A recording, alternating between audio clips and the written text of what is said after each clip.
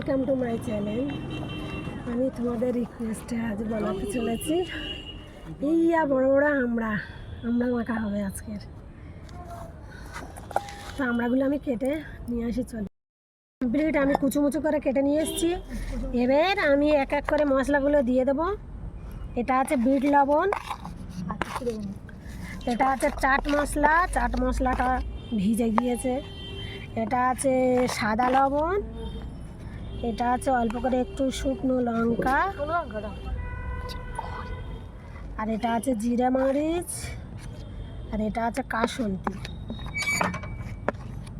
সব দিয়ে দেবো,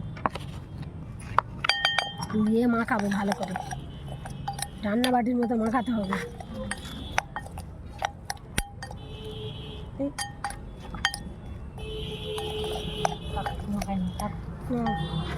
এবার খেয়ে দেখো সবাই কেমন হয়েছে।